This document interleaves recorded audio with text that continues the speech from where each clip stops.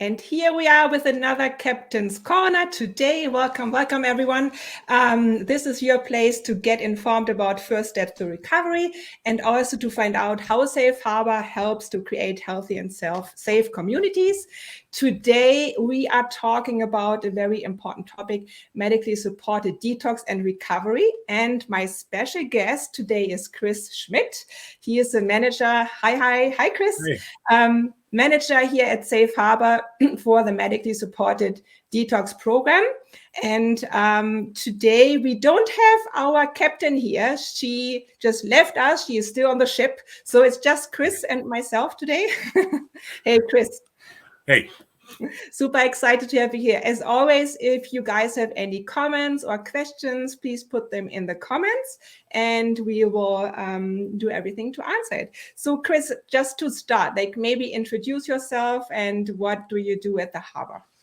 Yeah, so my name is Chris, as Kirsten said, and I'm the program manager of the Medically Supported Detox. So my background is I'm a registered nurse, and I've been with Safe Harbor Detox since November of 2017 when we first went medical. And as of June of this year, I took on the role of program manager.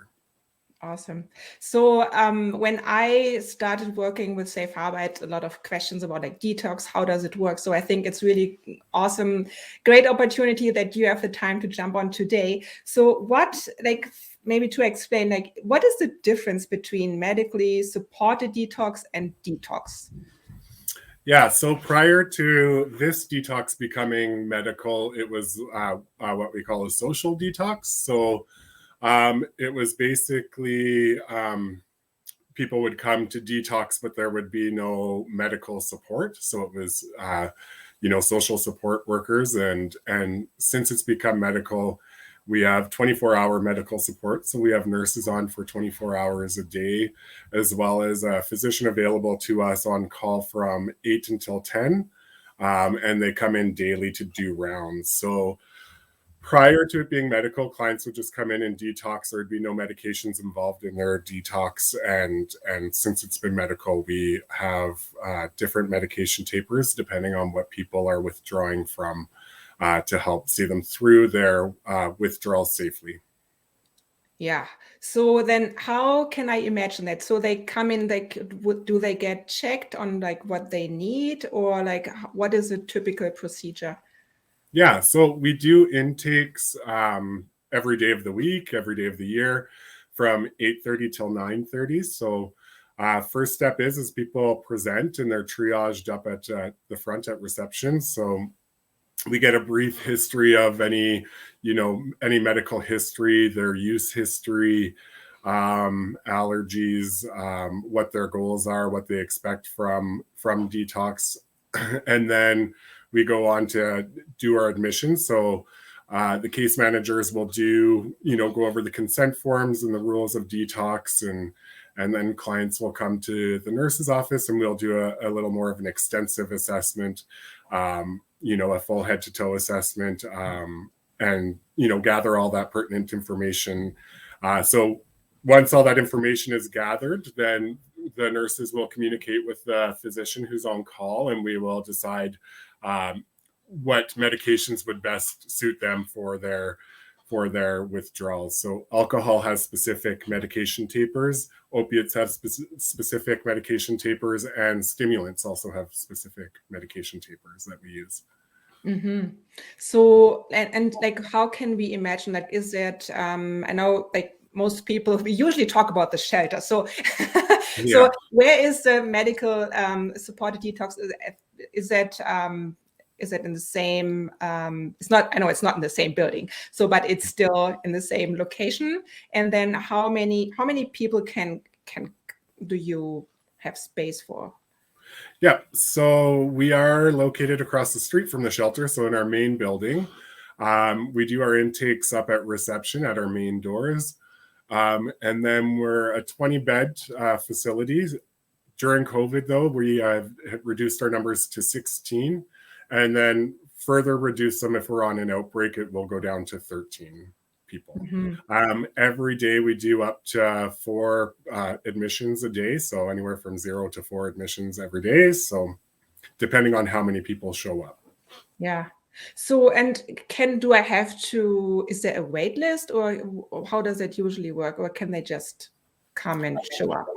Yeah, so people are encouraged to come and show up. We do have referrals on our main page that people can fill out, either the person wanting detox or any agencies or family members who are assisting or supporting the client in this step.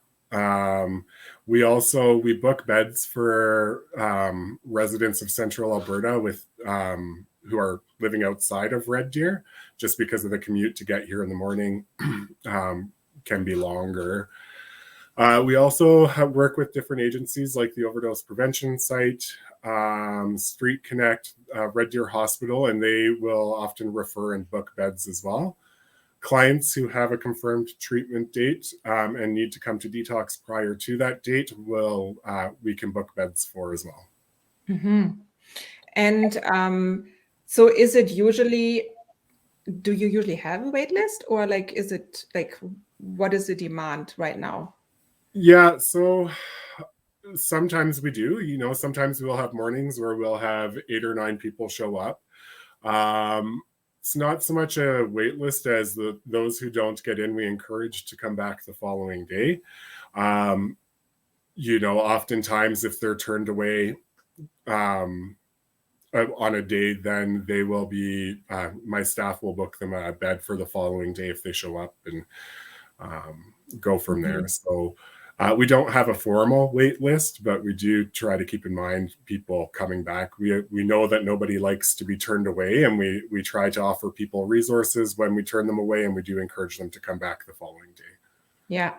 And are there specific requirements? Let's say maybe let's talk about like a typical journey. Like someone visits this shelter and decides, you know what, I feel I don't want this anymore. Can I go to detox? Like, can they just go over or do they have to be clean first? Or how does it work? So, yeah, no, that's a good question. So, any client, whether they're shelter guests or people who are out in the community, do need to be relatively sober. We do have consent forms and stuff that they need to be able to get through the intake process. So, we do ask that clients are 6 to 8 hours sober. Also, just for the fact that we don't have anywhere to isolate them within the program, so it can be quite triggering to people who are already detoxing if somebody comes in and they're acting intoxicated, or they smell like alcohol or anything like that. So we try to, if there's people who we think can, go lie down, and then we can bring them in. But if they're overly intoxicated, that's where we will encourage them to come back the following day. Yeah.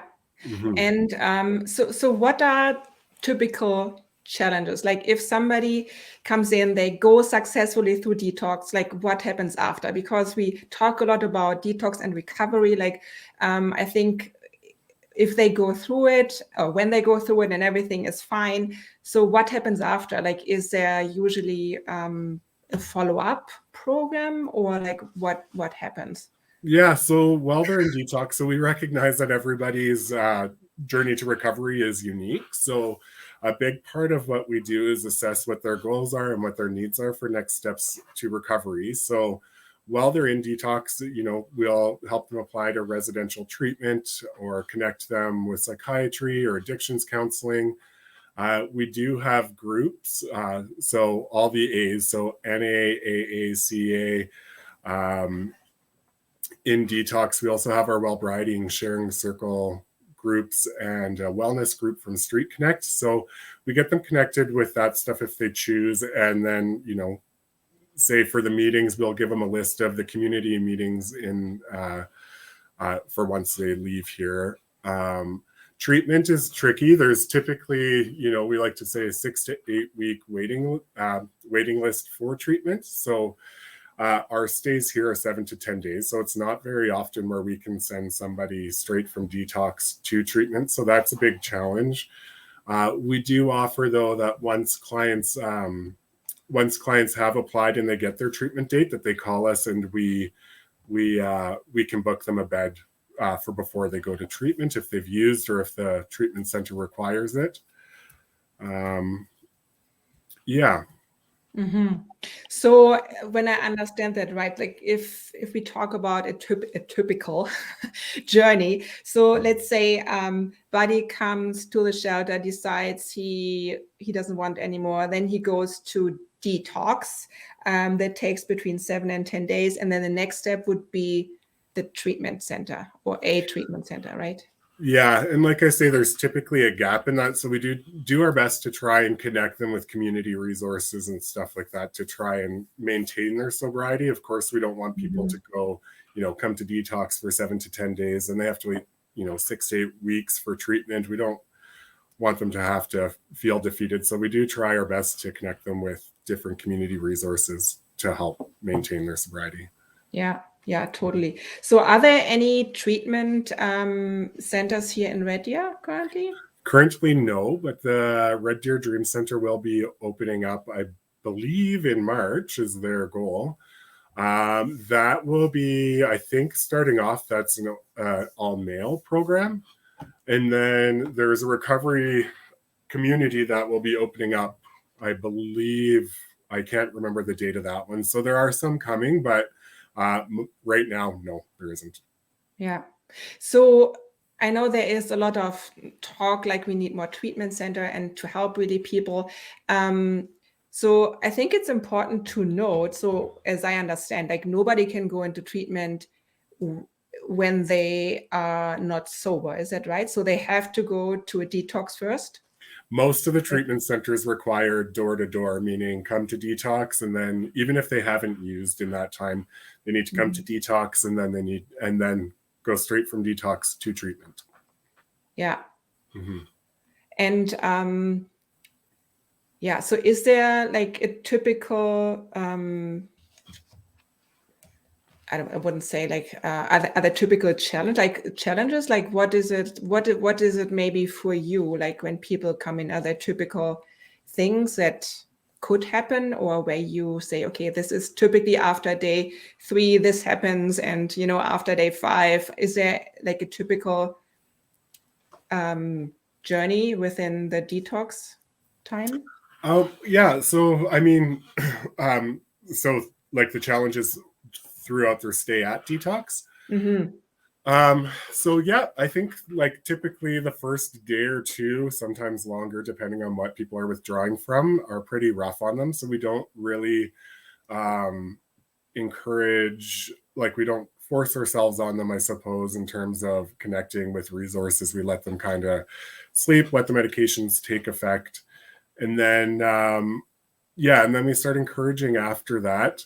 I think it's just, once people are ready for change, it's challenging when, especially specifically the homeless population who stay at the shelter, they're ready for change. They're ready for change now. They come into detox.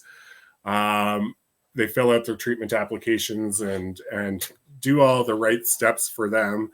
And then they are, 7 to 10 days later, they're discharged and they're back at the shelter. And sometimes that window of opportunity is slim, and they're back in their environment where you don't know if they're going to follow through with treatment now at that point, because a lot of them don't have telephones. A lot of them won't know when treatment has accepted them.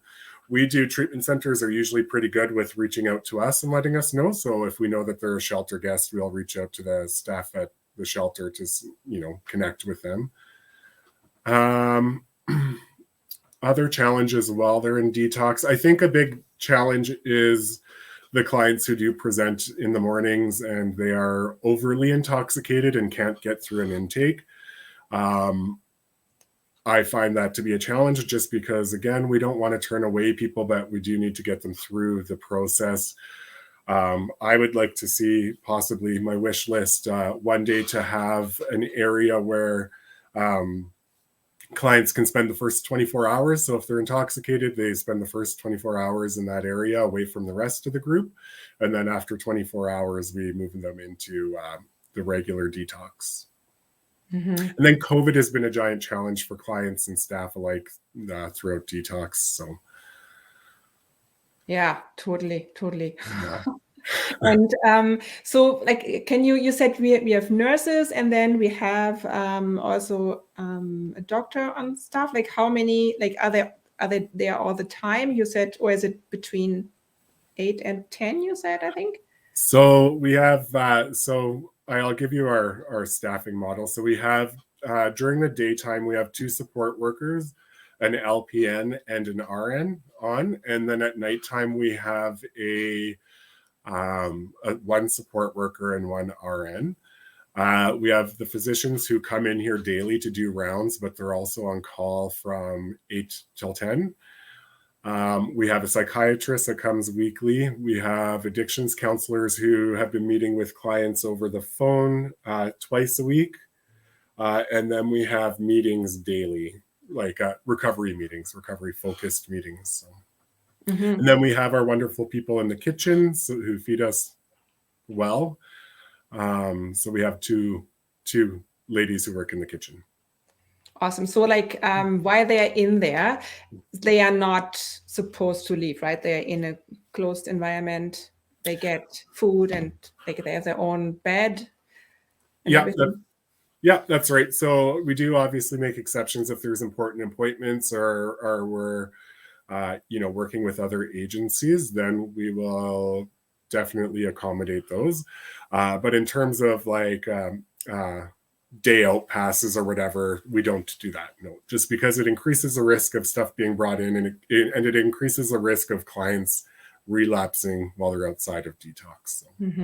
Yeah, that makes totally sense. Yeah. Awesome. Is there anything else, Chris, that you would like to mention that I have forgotten to ask? Yeah, I was blabbering, so I already forget what I've been saying. But I mean, just, the work that my team does is incredible work. And we encourage people to fill out those referrals and send them our way. You can also call in if you have any questions, or my email is on our webpage, so people can feel free to ask questions if they have any. In terms of things I might have forgotten to say, I don't think so. I think we. I have a question though. Something just popped up in my mind. So, what if I'm the mom of a kid who is addicted and mentions, you know what, Mom, I can't do this anymore. I want to go to detox. Can I, as a family member, get the kid in, or what does it look like? Do they imagine, like, even if they are like adults over 18, or even under, like, do you have youth? I don't. Yeah. We don't. There's a PCHAD program for people under 18. We do 18 and up. And then, yeah, absolutely. Like the referral form can be filled out by family members. The key thing is that the client needs to want to be here, right? So if a family member fills out the referral, brings the potential client here, and the client's saying, I don't want to be here, I don't want to be here, well, chances are the client, as soon as the parent or family member leaves, will just discharge, because it is a voluntary program. Clients can leave at any time that they choose to. We obviously encourage them to stay throughout the whole entirety of their stay, but sometimes people decide mid-detox that it's not for them. Yeah. But yeah, family members can certainly fill out, help clients fill out referrals. Yeah.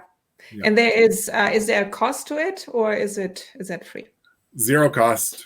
And we provide toiletries. We, clients who come, we ask that they pack light, like a couple comfy pairs of clothes. We do have an outside section for people to smoke. So if they are smokers, we do ask that people bring sealed packs. We don't allow vaping. Yeah. books and stuff are welcome. Everything gets searched on admission. So, and clothes, regardless of whether or not they're washed or not, we do wash them ourselves just to prevent anything getting in. Yeah. Awesome. Thank you so much, Chris. I'm just checking. I see a comment here. Thanks for saving lives. Safe Harbor detox. That's awesome. Thank you, Anna Marie. So I don't have any questions anymore. I think you answered everything that I had on my heart. If you don't have anything, Chris, no, I would say thank you so much for coming on the show today. I think we managed pretty well without the captain, but don't tell her. So as always, guys, if you listen to the replay, you can and still have questions, please put them in the comments. We will get back to you. And I will put up our finishing screen here. Also, please follow us on Facebook if you are not one of all of our followers yet. We also have a YouTube channel, and we always upload all the episodes on YouTube afterwards. Thank you so much for joining us today. Thank you, Chris, and goodbye, everyone.